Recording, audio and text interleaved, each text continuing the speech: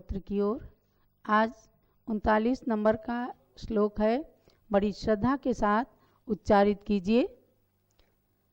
भिन्नेव कुंभगलदुज्जल शोणिताक्त मुक्ता फल प्रकरभूषित भूमि भागः बद्ध क्रमः क्रमगतं हरिणादिपोऽपि नाक्रामति क्रमयुगा चल संसृतं ते। शुद्ध उच्चारण अपने आप में बहुत ही कर्ण प्रिय होता है। तो महानुभाव यदि अर्थ नहीं भी समझते हैं तो भी अगर इन स्तोत्रों का पाठ किया जाता है तो आप समझिए कि असंख्य कर्मों की निर्जरा होती है। अनेक श्लोकों के माध्यम से आचार्य श्री मानतुंग स्वामी की भक्ति को आपने देखा और उस भक्ति से हमें प्रेरणा मिलती है कि हम भी ऐसे जिनेंद्र भगवान के चरणों में अपना सब कुछ समर्पण करके और भक्ति करें।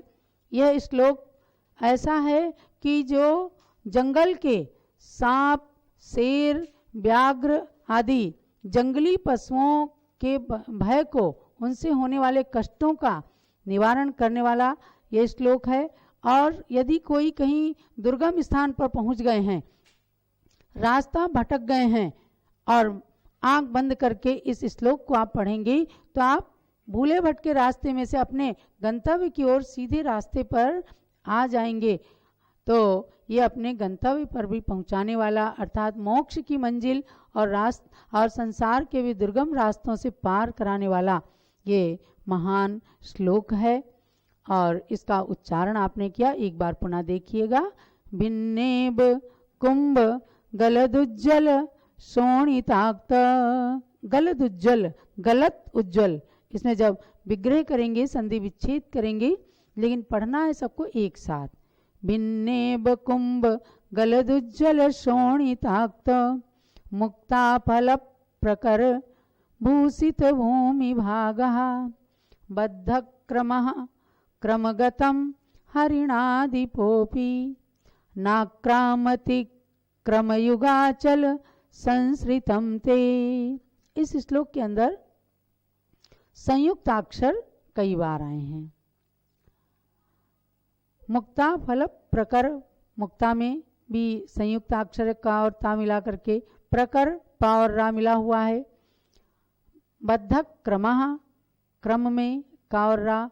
तो जहाँ पर संयुक्त अक्षर होते हैं उसके पहले का अक्षर जो है वो दीर्घ कहलाता है, उसको दीर्घ रूप में बोलते हैं। बद्ध क्रमः क्रमगतम हरिणादिपोऽपि नाक्रामति। ना तो अपने आप में ही दीर्घ है, लेकिन आगे क्रा आया है तो नाक्रामति न आक्रामति। क्रमयुगा चल संसृतं ते। अर्थात मानतुंग स्वामी कहते हैं कि हे नाथ, हे भगवान ऋषभदेव, भिन्नेव कुंभ गलदुज्जल शोणिताक्त मुक्ता फल प्रकर भूषित भूमि भागः। क्या हुआ है? भिन्न, छिन्न भिन्न जिसका शरीर हुआ है, यानी विदीर्ण हुए हाथी के ईव माने होता है हाथी।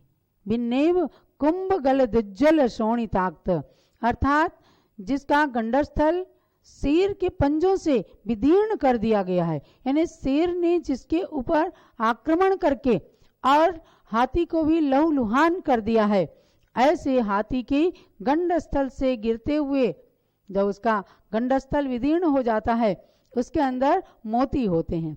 तो सफेद सफेद मोती हैं, लेकिन क्या है? शोणिताक्त, हाथी के खून से सने हुए और उज्जवल जो मोती हैं, ऐसे मोतियों के समूह के द्वारा भूषित किया है पृथ्वी का तलभाग, जिसने ऐसा बद्धक्रमः, यानी शेर की वीरता बता रहे हैं, क्योंकि जिस शेर ने हाथी के गंडस्थल को विदीर्ण कर दिया और उसके बाद छलांग भरते हुए आगे को जा रहा है, यानी कि शिकार करना। जंगल के अंदर कोई मनुष्य भी पहुंच जाए तो उसका भी शिकार करना, हिंसा करना, ये शेर का काम होता है। तो हाथी से ज्यादा बल शेर में होता है। ऐसा शेर भी जब छलांग मारने के लिए तैयार है हरिणाधिपः अपि, वह सिंह भी क्रमगतम खूब क्रम से चलता हुआ ते माने आपके सामने जो है क्रम युगाचल संसृतम न आक्रमति न आक्रामति, यानी अपने छलांगों को भरता हुआ जो शेर जो भी उसके सामने आ जाए एकदम उसको अपना शिकार बना लेगा, अपना भोजन बना लेगा। ऐसे शेर के सामने भी यदि कोई ऐसा मनुष्य आता है जिसके हृदय में आपके चरण युगल विराजमान है, आपका नाम विद्यमान है, तो न आक्रामति, वह शेर भी उसके ऊपर आक्रमण नहीं कर पाता, अर्थात निर्भय होकर के विचरण करता है। बंधुओं, ये कोई प्रदर्शन नहीं है, ये साक्षात अनुभव की चीजें हैं। आप देखो भगवान के समोसरण में आकर के शेर और गाय एक साथ पानी पीते हैं, एक घाट पर पानी पीते हैं, ये क्या है? भगवान का साक्षात प्रभाव।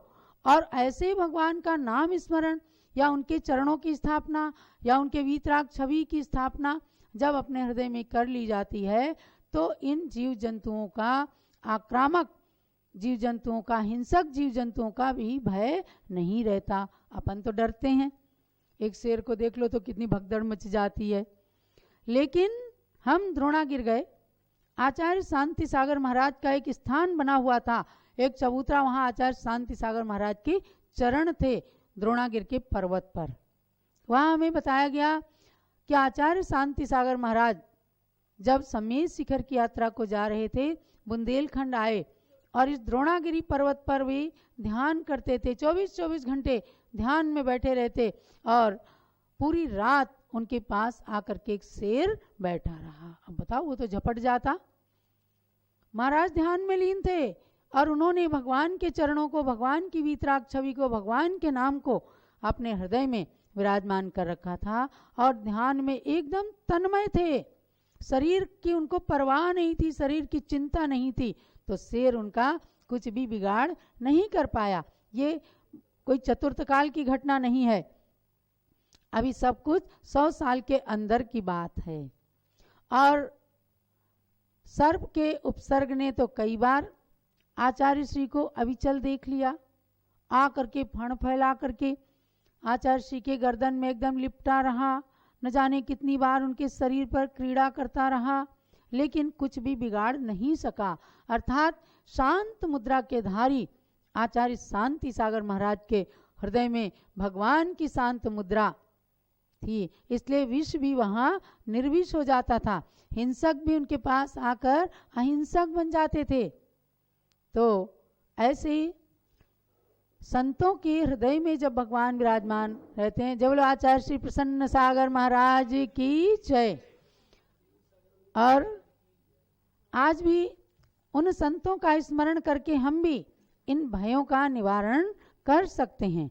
तो बंधुओं, आप सबको इन श्लोकों को पढ़ पढ़ करके और अपने आप को निर्भय बनाना है। देखो, आप समेत शिखर की जब यात्रा करते हैं, कई बार ऐसा होता है रास्ता भूल गए, पता लगता है कि एक कुत्ता आया था और वो आगे आगे चलता रहा, हम उसके पीछे पीछे चलते रहे, हम अपने गंतव्य पर पहुंच गए। आपके हृदय में भगवान पार्श्वनाथ की समेत शिखर तीर्थ की वह भक्ति है जो कोई देवता आकर के किसी न किसी रूप में आपके मार्ग को दिखा देता है, बता देता है। ऐसे श्लोक को पढ़कर, ऐसे भक्तामृत स्तोत्र के अतिशय चमत्कार को जान करके हमें निरंतर, आजकल विशेष रूप से जब कोरोना वायरस का इतना अटैक चल रहा है पूरी दुनिया पर, हमारा भारत देश एकदम सुरक्षित रहे, आप जन जन के घर में कोई बीमारी प्रवेश न कर पाए, बस भगवान के नाम का स्मरण करिए और भक्तामर, विसापहार, स्तोत्र, शांति भक्ति, इन सब का पाठ करते हुए अपनी मानव जीवन को सार्थक करें, स्वयं निरोग रहें और दूसरे के भी स्वस्थता की मंगल कामना करें। यही मंगल प्रेरणा और सबके लिए आशीर्वाद है।